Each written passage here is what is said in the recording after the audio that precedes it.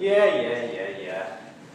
You guys are miserable, ungrateful wretches. That's all there's to it. Think about it for a second. Huh? You got food, you got clothing, you got a house, you got a family, you got friends. You know, you got it all. And what do? Moan and whine and complain and yippity-yappity-yap. I just gave you the straight-up English version of the first reading today that Ed did from Micah.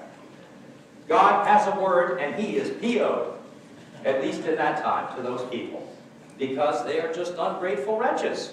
It's very simple. You know what it is to meet an ungrateful person who has everything in the world, and they start whining and complaining about this, that, and the other thing? And what do you want to do? Well, besides choke them, perhaps to make them stop talking, you want to really yell at them and say, hey, get a life.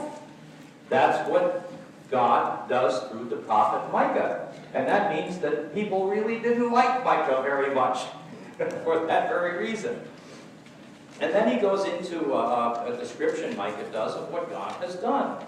Listen, how much more can the Lord do for you other than what he has already done?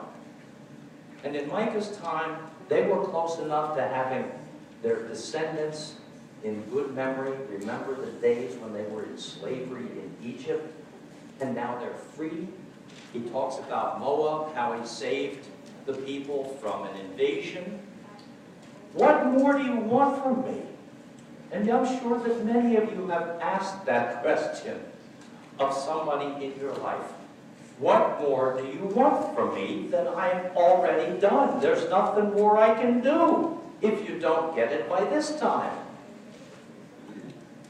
And then finally, in response, people are asking the question, okay, what do you want us to do? And here is the entire heart in one set of phrases in Micah, the entire Old Testament summarized.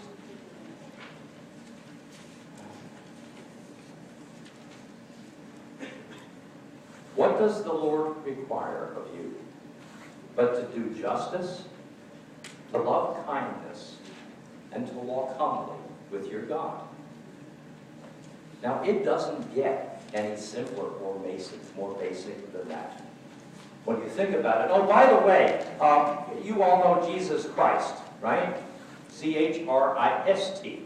Okay, in the early centuries, if you were going to be insulted by a non-Christian, they said, oh, you're a follower of Jesus the Christos, C-H-R-E-S-T-O-S. That was how they were insulting by getting the last name, the title, Messiah, wrong. Well, Christos, interestingly enough, the early Christians didn't take it as an insult because Christos means kindness. So they didn't think that was all bad at all. They would say to the people who said, oh, you believe in Jesus Christos. Ah, you're finally getting it. And that would really irritate the opponents of the early Christians. But the basics of the faith are really very simple. To practice kindness, to do justice, and then you know what justice is. You know, if there's something not right, and you have an instinct of wrongness about it, there's something just not right. Like in that guy from that bank who got that humongous raise of billions of dollars after he lost the company, billions of dollars, he got a bonus and a raise. And you look at that and you say,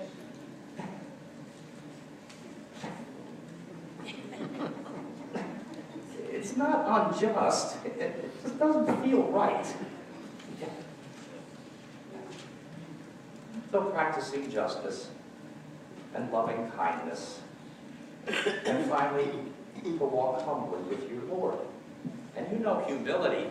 I must tell you, I walked on a visit this week to somebody's house, and I was ushered immediately to the bathroom. And no, I didn't have to go. Oh, that's on camera, isn't it?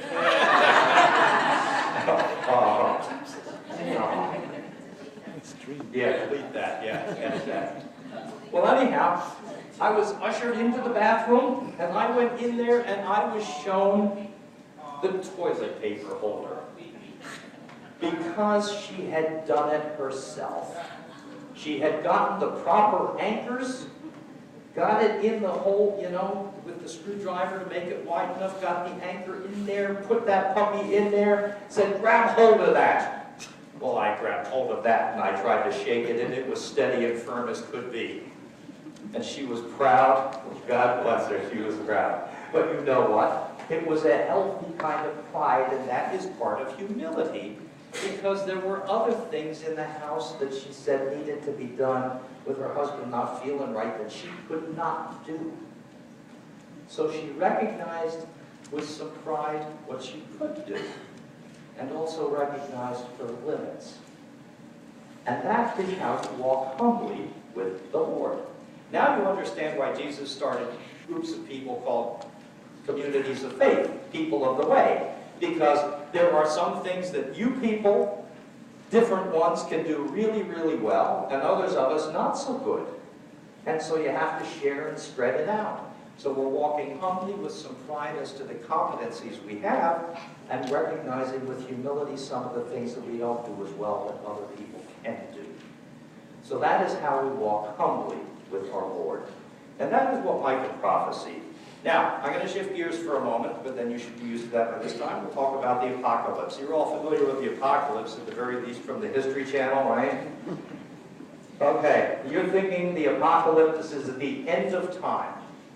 In the Bible, the apocalypse is never the end of time. It always